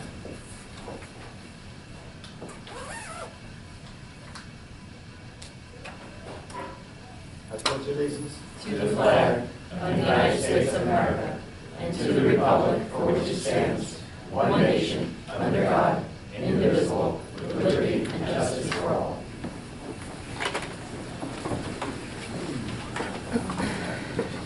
Notice of this meeting was provided to the Westfield Leader, advertised January 5th, 2017. Notification was sent to the Star Ledger, promptly posted in the municipal public, the bulletin board, and filed in the office of the municipal clerk. From the public in time and place according to the provisions of the Open Public Meeting Law, Chapter 231, DL 1975. Roll call, Ms. Arietta. Mayor Lombardo. Here. Councilwoman Blumenstock. Here. Councilman Kukrow. Here. Councilman Lazaro. Here. Councilman Petrozelli. Excused. Councilman Sarno. Here. And Council President Dizzy. Here. Ms. Arietta, my minutes.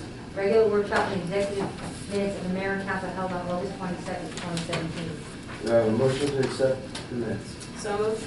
Second. All in favor? Aye. Communications, Ms. Arietta. New Jersey State League of Municipalities Mayor's Advisories. Receive and file. Union County Board of Children Freeholders Ordinances. Receive and file. Maury Valley Sewage Authority minutes. Receive and file. Guard Recreation Commission minutes. Receive and file. Ordinances. Public hearing on ordinance 17-17 and 17-18 as advertised in the Westfield Leader. Adoption. Sargama, please read ordinance 17-17 by title only. Yes, Mayor. Ordinance to amend Chapter 34 Police Department of the Code of the Borough of Borough to enact Article 9 Parking Enforcement Officers, to create the position of Parking Enforcement Officer and to describe duties and regulations pertaining to same. Does anyone present wish to be heard on ordinance 17-17? Anyone?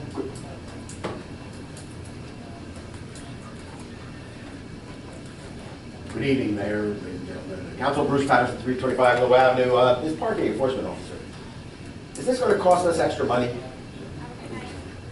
Down the road, yes. next year? When you say down the road? It's still, The answer is yes, not down the road. The answer is yes. We're Yes. hiring a parking enforcement. we're not going to be today. This establishes the position. You're gonna ask about that. It establishes the position, we're not hiring for it. Right. So in the event that you hired somebody, to the extent that the expenses of the employee surpass whatever kind of revenue they get from, which is from parking enforcement, it will cost a certain sum of money. Good answer. Goodie basic. No, Okay, this thank is you. the ordinance being introduced. Is that mine or is that? Yeah, I got work for you. You're gonna ask for it. See? However, people will be able to have Very real proactive. parking enforcement. Absolutely. And I think that's something that we've heard all day, all night, for many, many years. All right, it was a quick question. Thank you very much. Thank you. Do I have a motion to close the public hearing on ordinance 17-17? So moved. Second. A motion to adopt ordinance 17-17. So moved, Mayor. Second. Any discussion? Roll call. You have the salary ordinance that coincides with this, the introduction of that is coming up, just so everyone's on the same page and agrees between the range of 17 and 22. That's correct. All right? Yes. Sorry, I'm a roll call. Councilwoman Blumenstock. Aye. Councilman Kukrow. Yes. Councilman Lazaro. Aye. Councilman Sarno. Aye. And Council President Vizco. Aye. Sorry, I'm a, please read ordinance 17-18 by title only. Yes, Mayor, and ordinance supplementing chapter 34 of the Code of the Borough of Berlin entitled Police Department Establishing Promotion Procedures for the rank of captain, lieutenant, and sergeant. Does anyone present like to be heard concerning ordinance 17-18? Have a motion to close the public hearing on ordinance 17-18. So moved. Second?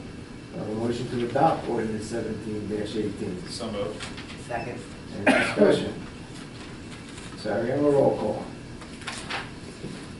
Councilwoman Blumenstock. Aye. Councilman Kukrow. Yes. Councilman Lazaro. Aye. Councilman Sarno. Aye. And Council President Vizco. Aye. Now we move on to introduction of ordinance 17-19. Please read it by title only. Yes, Mayor, an ordinance fixing salaries and wages for certain officials and employees of the Borough of Berlin and County of Union, State of New Jersey. Have a motion to introduce ordinance 17-19. So moved, Mayor? Second. Roll call, Ms. Ariano. Councilwoman Blumenstock. Aye. Councilman Kukrow. Yes. Councilman Lazaro. Aye. Councilman Sarno. Aye. Council President Vizco. Aye. Moving on, council standing committees, reports, and other reports. Please, Council President Tedesco and Councilman Petrozelli. Be happy to, Mayor. Chief Wright would like to remind residents that school is back in session, and kids can be expected to be seen going to and from school as well as after-school activities, so please slow down and drive safely. Chief Wright is urging all residents who have special needs or caregivers of special needs residents to sign up with NJ Register Ready. Register Ready is New Jersey's special needs registry for disasters and allows New Jersey residents with disabilities or access and functional needs and their families, friends, caregivers, and associates an opportunity to provide information to emergency response agencies so emergency responders can better plan to serve them in a disaster or other emergency. The information collected here is confidential and will not be available to the public. The information will be held securely and only used for emergency response and planning. To register online with NJ Register Ready, go to www.registerready.nj.gov or call 211 toll-free. A link to the registry can also be found on the homepage of the police department at garwoodpd.org or on the borough website at garwood.org. Finally, Saturday, October 28th, 2017 is the date for the biannual prescription drug take-back. The police department's program is coordinated through the U.S. Department of Justice Drug Enforcement Agency. The National Prescription Drug Take-Back Day aims to provide a safe, convenient, and responsible means of disposing of prescription drugs while also educating the general public about the potential for abuse of such medications. The drop-off location will be in the lobby of the police department in Borough Hall and will be available between the hours of 10 a.m. and 2 p.m. That's all for my report, Mayor. Thank you, Council President. Public Health, Councilman Kukrow. No report, Mayor. Our next meeting is next Wednesday. Thank you. Streets and Roads Ecology, Councilwoman Blumenstock. Thank you, Mayor. In addition to regular garbage pickup, the DPW continued to elevate and prune shade trees in various locations throughout the borough. They repaired a loose manhole at 255 Hickory and performed in-house repairs to the borough's street sweeper and garbage trucks. They also cleared an area at the recycling center for the police shed and assisted D&G Electric with the new light pole installation at Kennedy Plaza. Vanwood's bucket truck was utilized for the install, as we said previously.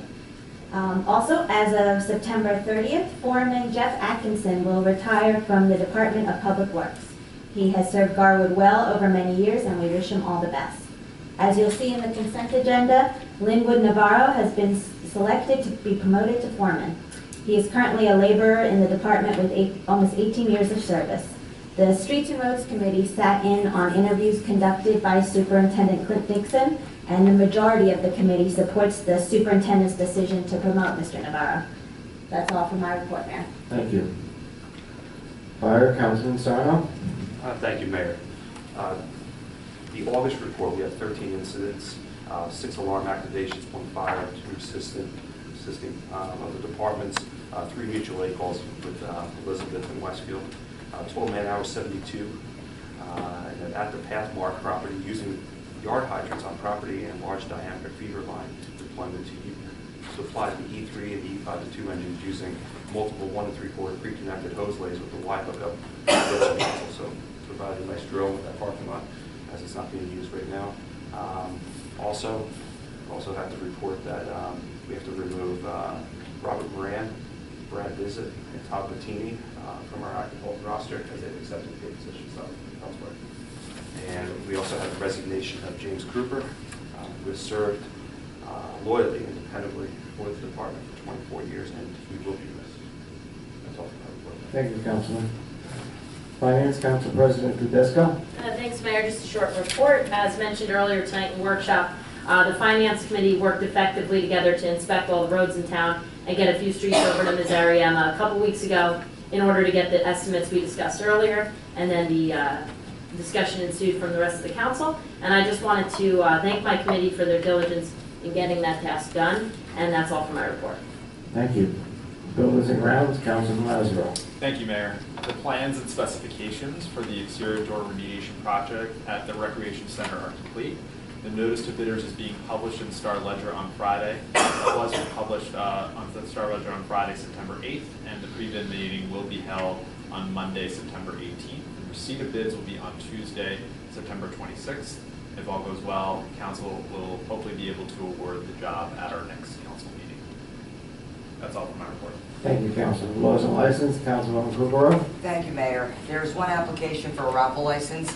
The Laws and License Committee recommends the following. The committee recommends the adoption of resolution number 17-166 for the application of an off-premise 50/50 raffle to be held on March 3rd, 2018 at the Westwood, 438 North Avenue, Garwood, at 9 p.m. is hereby granted to Rawway Honorary PBA Local number 31 pursuant to application number RA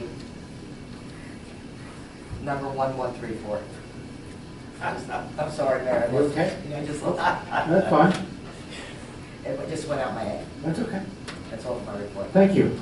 Recreation report, anyone? No, Mayor, I don't have Hearing none. Garwood Senior Citizens Liaison, Councilman Blumenstock. Thank you, Mayor. At our last meeting on September 7th, we were happy to see Club President Pat DeFabio up and about as he recently took a spill and broke some ribs. But I'm happy to report that he's healing well.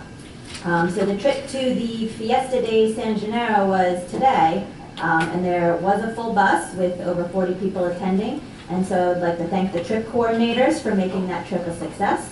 I let the seniors know, as I had said before, that I had met with the roofing company along with Miss Ariema, the fire chief, and DPW superintendent. The senior focus grant will be going towards the much needed roof there, and as soon as we receive proposals from that company, I will bring them forward to the council. Our next meeting is Thursday, September 21st. That's all for my report, Mayor. Thank you. Libraries Mayor Representative, Councilman Lazaro. Thank you, Mayor. The library received $7,500 in grant money from the freeholders for children's programming, and the library will use part of the money for a museum pass program.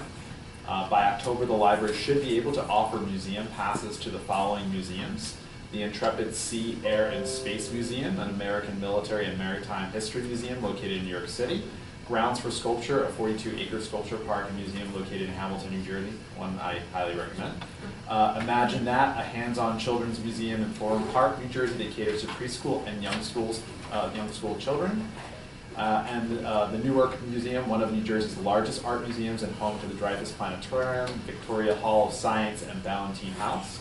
And the Liberty Hall, an American historic site located on the grounds of Kean University.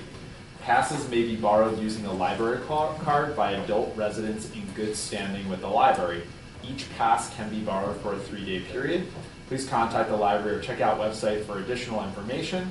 Grant money will also be used for after-school STEM programming. Inventive Investigation will start October 4th at 3 p.m. for kids in 3rd grade and older. Weekly topics include bugs, detective science, earthworks, kitchen chemistry, mad machines, movie effects, science of toys, walloping weather. The program will run for 7 weeks and will be followed by another 7 weeks STEM program called Stimulating Science, with topics including all about animals, life in the sea, etc. In September, the library resumed its regular programs, including knitting club every Monday and Thursday at 10:30, story time every Wednesday at 10:30, movie time every Friday at 10 a.m., adult craft Tuesday, September 19th at 6 p.m., Lego club Thursday, September 28th at 3 p.m., and the library's Saturday hours will begin again this upcoming Saturday, September 16th. That's all for my report. Thank you, Councilman. School Board Liaison, Councilman Sarno. No report, Mayor. Thank you. Celebration of public events and holidays, Council President Tedesco. Thanks, Mayor. Movie Under the Stars has been rescheduled for the rain date of this Sunday, September 17th at dusk, due to technical difficulties with the sound system on the original date. It was so nice to see, however, so many families attend that night, but unfortunately the movie didn't play. However, honestly, it was clear to see that many of the children did not seem to mind at all, still enjoyed playing on the playground into the night and eating goodies like popcorn and ice cream. But due to the inconvenience, Spencer Savings Bank will be providing popcorn and drinks for free this Sunday. So we hope just as many residents come out with their families and hopefully even more. So we hope to see you there. And that's all for my report, Mayor. Thank you, Councilman. Union County Air Traffic Noise Advisory Board Representative, Councilman Blumenstock. Thank you, Mayor. Our September meeting is postponed to November because key information that we will need to evaluate will not be available until November 8th.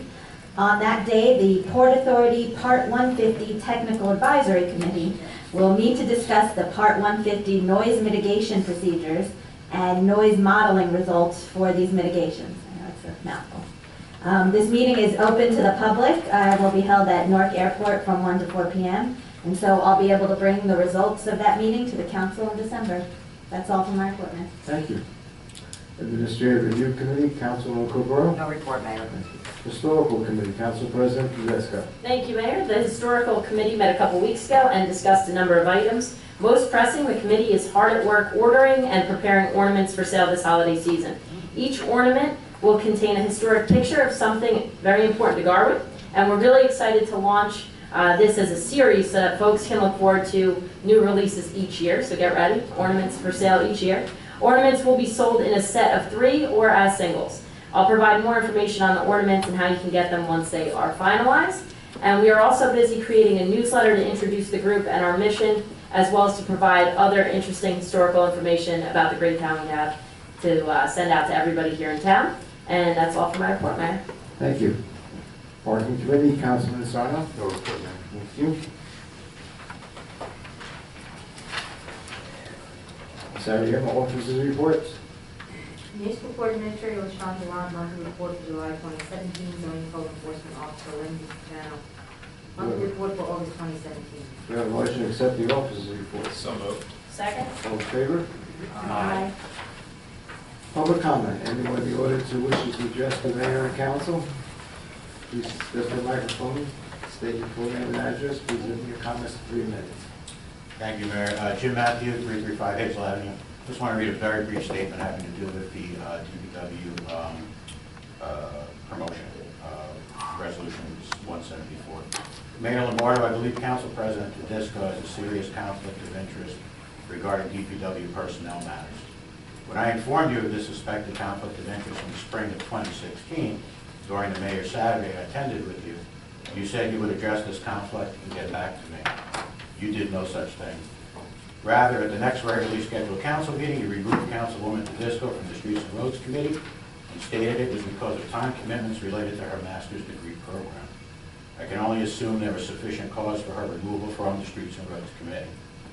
Council President Tedesco should abstain from voting on Resolution 17-174 regarding the appointment of a new foreman for Garwood DPW. Her vote for or against this resolution would be unethical and possibly imperil the borough. Please pull this resolution from the consent agenda and implore Council President Tedesco to refrain from voting for or against it for the good of Garwood. Thank you. Thank you.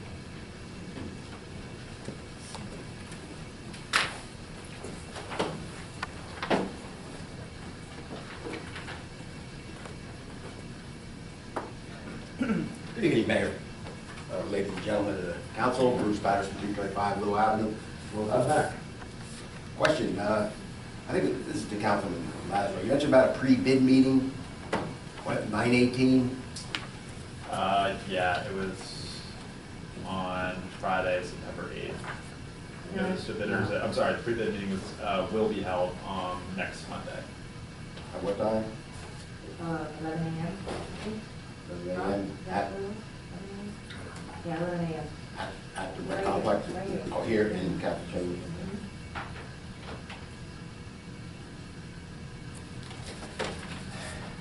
All right, I sent a letter to all the mayors and councils of the 21 towns, and I also copied the freeholders. It's in reference to the mind and body complex over in Roselle that possibly or is planning to be built. I touched upon this at the last meeting. But anyway, the issue, and I'm sure you all read the letter as lengthy as it was, and it was also in the Westfield Leader. Thank you very much to Horace Court because it was like half a page. But anyway, the issues we have here, and I'm calling upon not only this council, but other councils, but I'm not going to travel around to them. I'm going to let them figure out what to do. But the county itself and the UCIA, which is the Union County Improvement Authority, is imposing such financial stress on the town of Roselle by way of this $59 million bonding that it's going to do, which will in essence double the bonding capacity of the borough of Roselle. And as I mentioned, I said I would assume everybody by now should know what the bonding capacity is. Well, you know, it's so you avoid this stress, this financial stress on the residents by way of property taxes. Well, the county and the UCIA now is circumventing the bonding cap of Roselle by doing this process. A lot of people came out to the freeholders. If you read my letter, a lot of people came out, and they were all against it. There wasn't a single person for it, but I'm sure there are in Roselle.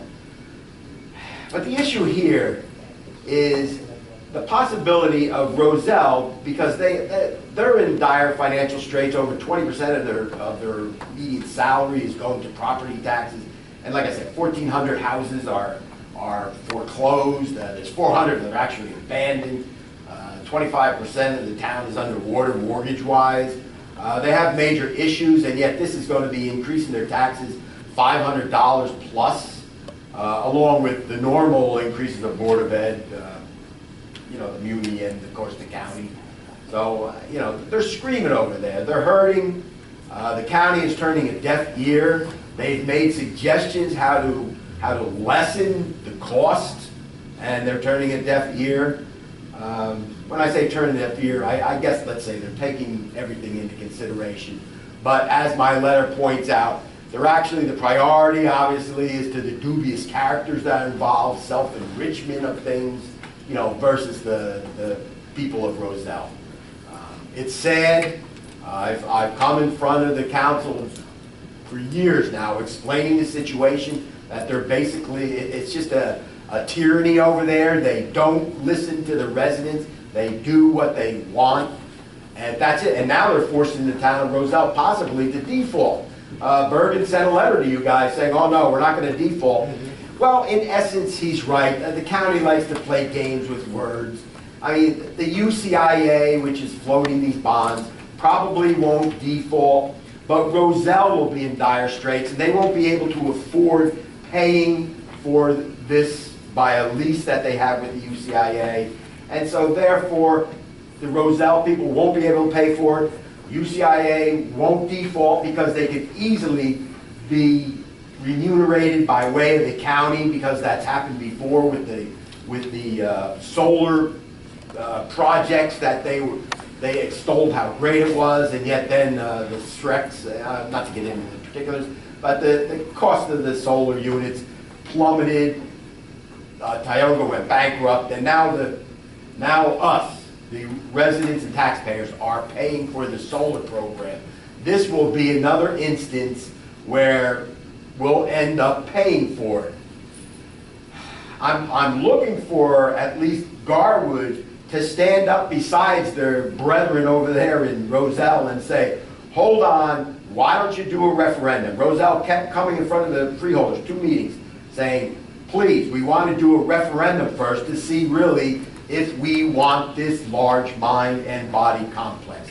Mind and body complex is a high school, for those that don't know, It's a high school, recreation, pool, recording facility, library. It's a huge complex, huge. That's why the cost is $59 million. Knowing the county, I mean, it's actually probably $45 million, but they pay it so much. So, I mean, you know, at the end of my letter, and if anybody in the public really wants a copy of the letter, I can give you a copy. But, you know, what I'm looking for is, you need to find out what happens if Roselle defaults, who pays for this, or what does the county guarantee actually mean? You need to stay inside Roselle and say to the freeholders, hold off on this. Maybe you should pass a resolution stating you do not agree with it or will not agree to any liability imposed on your constituents, which are us. The newly formed 21 Mayors Council, I think you know, you guys formed this council to look at major issues happening in this county. This is one of them. Like I indicated to you, I will bring it forward. Yeah, Mayor Saturday, I talked to you about it. That's correct. You know, it is good. I appreciate it. I think it has to be done because they like to push things through before the people can actually create a reasonable resistance to what they're doing. They like to jump through these things. So, I mean, I'm asking this council, and in particular, I mean, I would assume the Republicans will, of course, agree with it, but that would just make it partisan. We have Democrats on this council. The county is controlled by Democrats. I hopefully they're not controlling you, although I have issues with the money that they're donating. That to me it seems to be tainted. Well, I'm not going to go there at this moment. But I think the council president should be one to stand up and say, yes, why don't we form a cohesive group with all the towns, pass a resolution saying, hold off, let's see a referendum from Roselle themselves. So something like that I'm asking, or something to that degree. That this has to stop. The county is basically a boondoggle and a complete failure of government. I've been saying this for years. I've been pointing out a lot of issues. Maybe it's above all your heads because I know we have issues here in our little town.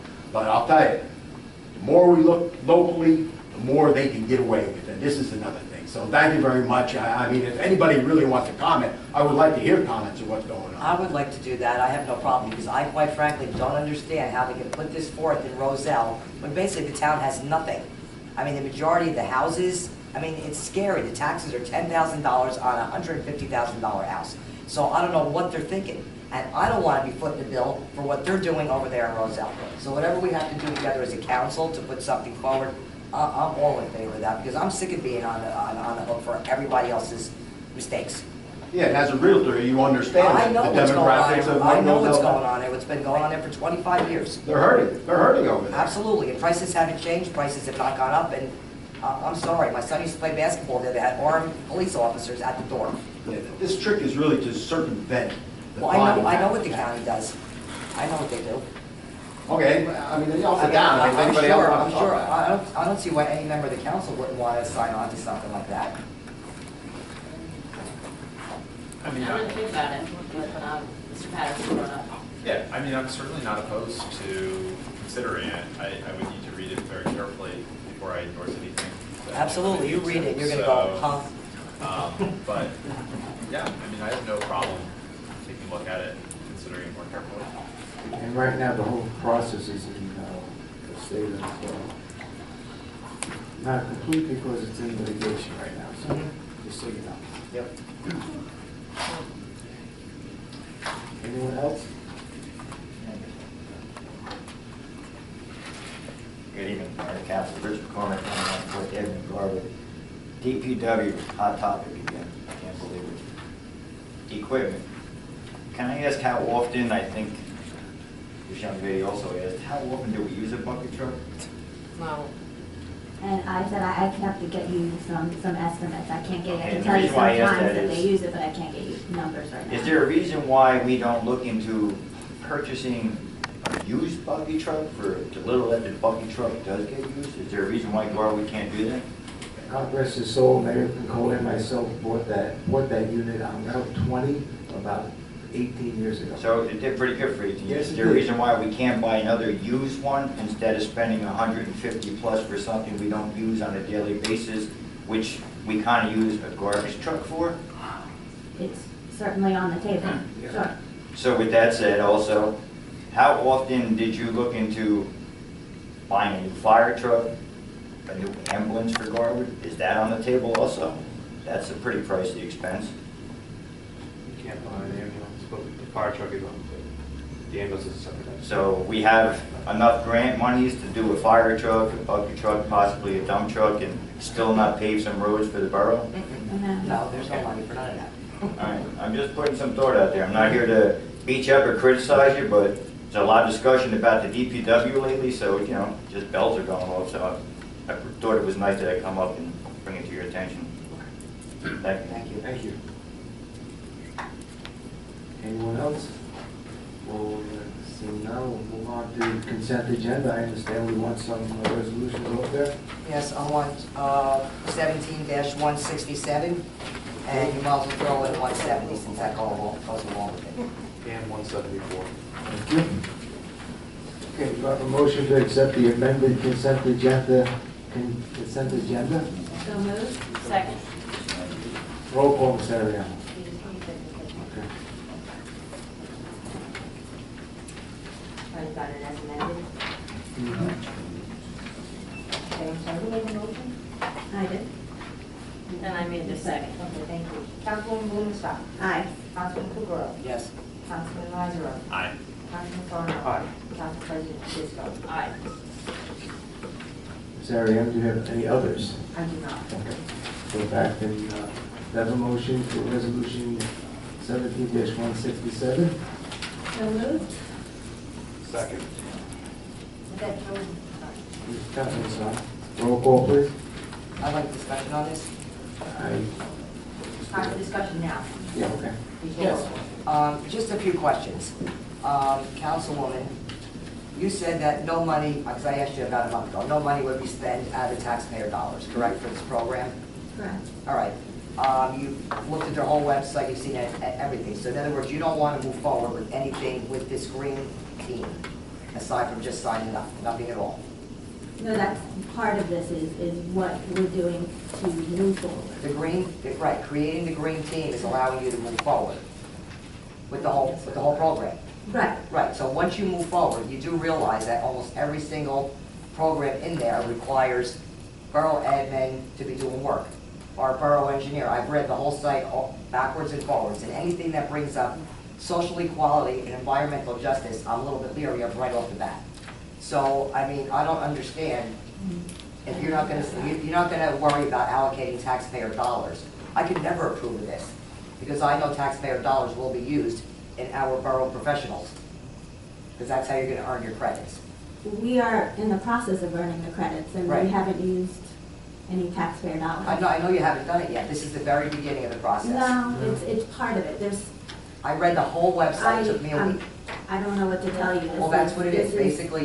So we're it's talking not. about, let's get this, just so we're clear, sustainable New Jersey. Right, Is that I know what we're it is. talking about? No, I'm just saying, Yes. Yeah. So there's an Yes. application, and that application is divided into several categories. And out of those several categories, the green team can decide what they want to do to get certified. Some of those things we already do. Right, Some of those things just require, for instance, us to confirm our commitment to the environment in pledges like this. Some of those things require volunteers to donate their time, and, well, we've been donating our money as well, but donating our time like a community garden. So there's several things that are going on all at the same time. This is not the beginning. This is just one of the aspects that we're completing to Right. get to that certain or amount of even a points. community garden would require a gardener that's certified. So, and you'd have to pay This for is that. something But this that- doesn't have to do with the gardening. And so from my understanding, and I know how careful you are about us spending money, I don't think this particular resolution is trying to say we're going to be spending taxpayer dollars. It's just confirming that when there is plans that happen, we're going to be considerate of being sustainable and trying to make sure we're environmentally thoughtful about things, which I think generally speaking, we usually are. Yeah. So Correct. a lot of these green team points are saying passing a resolution so that your town is Still behind behind. it. It's just a way to kind of say we're behind this idea, And that gives us points so that we can get accreditation, which then allows us to apply for certain grants that we could potentially use for You do example, know like a that, community garden. you do know that the grants that were given out was about 816,000, and the administrative fees were about 3 million. So basically, the money that's being collected is not coming from the people. You know, it's coming from grants that are given to their donors, since a lot of them are anonymous. And like I said, there's only 9 out of 21 towns that are part of this program. And some of the towns that are, cities that are part of the program are Camden, Orange, Elizabeth, Newark, Rawley, Trenton, Union. So I don't know what exactly they've gotten for all this green energy and spending money. I think they're bronze and silver. I just want to make sure that I'm sitting up here and I'm not promising taxpayer dollars to go to a program that I know for a fact is going to cost taxpayers money. Well, once we get certified, you don't have to do anything. It's actually just more of an honor that your town has committed to being sustainable. Well, wasn't the whole idea of So the getting point, yes, but it's, I can't sit here and tell you what we're going to do and what plans we have, because that has to be worked out later. But the goal is to just create our municipality and say that we are an environmentally sound and sustainable municipality. I'm not really sure where you're going Every with this single item particular that you know that- resolution. Well, this is all coming from the Green Team, am I not correct? Yes. And that's the committee you created, and that's that's the designation and the certification that will cost taxpayer dollars. I have a few points. It's the green team was established by this council. Correct. So Councilwoman Kukrow, you voted to allow the green team to Yes. exist. And so this resolution is just about land use practices, and it's really important at the end of it, it says to the extent feasible. Mhm. And that's where it's still in our control when to put certain requirements in place and when not to. And it's something that is mindful, it's on the minds of planners, developers, and so forth. So this is just kind of putting that in writing and making a pledge, but it's to the extent feasible. It's not requiring us anything.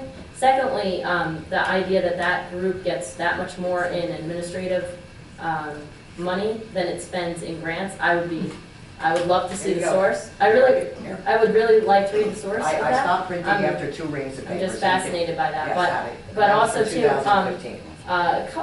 couple, if not over 300 towns are certified either bronze or silver. I forget the number. You I have remember 109, discussing. you have 198 that are currently certified. A lot of the towns are participating, which you're telling me that that's all you're really gonna be doing. Not necessarily. We're 445. aiming for certification. Right, so- Quite frankly, we won't get it this year. There's just no way. But maybe next year it's possible if we hit the points. And like Councilwoman Blumenstock said, we don't have to do everything that's on the Sustainable Jersey website. We do what works for Garwood. And that's really where this is coming from, so. You know, like I said, I mean, you could. So if you don't support the green team, I just wish you would have Well, voted no then, I really and, didn't realize where all this is going. What? I mean, you know, really, I don't mind you doing whatever you want to do for Garwood, as long as it's not costing money to the taxpayers. Well, I can- Okay, and I at can this, just- to date, it hasn't, and that's why, when we get to it, Resolution 170 is putting in a place so that we mechanism to can collect money. collect donations, which I know you talk about a lot up here, fundraise, this is a mechanism, Right. so we can do that.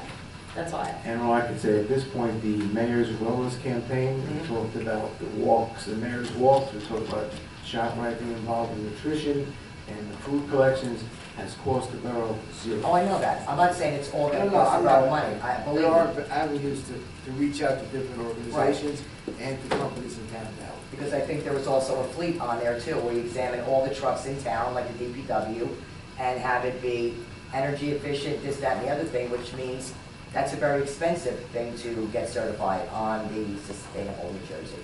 So like I said, my whole. And that is not That one might of the be ones we're one going thing to for. Exactly. All I know is it's open for the money to be spent, and I can't honestly vote for that if that's what's going to happen down the line, whether you say it will or it won't. So that's all I have to say about it. I think a lot of this comes from Trenton, and I think Yeah. that's where the debate really starts on this, but you look at the positives that's come out of it in the last year, I think it's a net positive to be a part of it. Yeah, I have a lot of issues with what happens in Trenton and some of the programs that come out of it and how things get earmarked. I've talked about it up here, even on a local level, but I think that this is a net positive, and you want to set up the 170 to have donations, and then maybe going forward, Mayor Lombardo can always assure that Whatever the money that is spent, or has to have matching grant money, comes from donations out, or something along those lines. You know, that's probably the conversation down the road, so. I mean, I'll And it's support really it. long down the road, so And that's I, why. and I know we're talking, 2018 and beyond, but, I understand all sides of this, let's just put it that way. I think it's also important to note, like, what I think is great about the Green Team is how it's inspired, a volunteer spirit in the town. And I think that's worth mentioning, and so this, of course, we can debate where the money comes and what it does, but I think the positives of inspiring people to want to volunteer and do things around Garwood is a good thing, so. Well, it is. Okay. Roll call, Ms. Ariano? Councilwoman Blumenstock. Aye. Councilman Kukrow. No. Councilman Lazaro. Aye. Councilman Sarno. Aye. And Council President Fitzgerald. Aye. Thank you. Do you have a motion for resolution 17-170? So moved. Second. Discussion? Hearing none, Ms. Ariano, roll call? Councilwoman Blumenstock. Aye. Councilman Kukrow. Yes. Councilman Lazaro. Aye. Councilman Sarno. Aye. Council President Fitzgerald. Aye. Do you have a motion for resolution 17-174? So moved. Second? The only thing I want to add is that, Just before we start, can I ask, is any of the discussion on this resolution going to involve any employee? What did he say? any employee, Oh, Okay. the only discussion I have is that I've reevaluated my position from earlier, and I do support this resolution. I do support Mr. Navarro and the rest of the DPW, and we're here to support them. Thank you. Ms. Ariano? Mayor, if I could just say something? Yeah. Just like Councilman Kukrow and Councilman Lazaro, the three of us haven't been on the Streets and Roads Committee to work through this process as the two of you have, and Councilman Pedrozelli as well. So I'm not really privy to those details of the process besides what I learned tonight in your report, and I thank you for that. So I did listen to that report, and now I'm prepared to vote. So thank you. Roll call, Ms. Ariano? Councilwoman Blumenstock. Aye. Councilman Kukrow. yes. Councilman Lazaro. Aye. Councilman Sarno. Aye. And Council President Fitzgerald. Aye. Any new business for the council this evening, for anyone? Hearing none, we'll move on. Payment of claims. Be resolved, the following claims as approved be in the same amount being voted paid when properly signed and verified in the payment of payrolls as is hereby confirmed and ratified. Do you have a motion to adopt payment of claims? I'll make that motion. Second? Roll call, Ms. Ariano. Councilman Blumenstock. Aye. Councilman Kukrow. Yes. Councilman Lazaro. Aye. Councilman Sarno. Aye. And Council President Fitzgerald. Aye. Move on to adjournment. The regular meeting of the mayor and council is held on Tuesday, September 26, 2017, in council chambers at 7:15 p.m. Workshop session to start at 7 p.m. There will be a public hearing in council chambers on ordinance number 17-19 on Tuesday, September 26, 2017, at 7:15 p.m. or soon thereafter. Is there a motion to adjourn? I'll make that motion. Second. All in favor? Aye. Aye. Thank you and good night.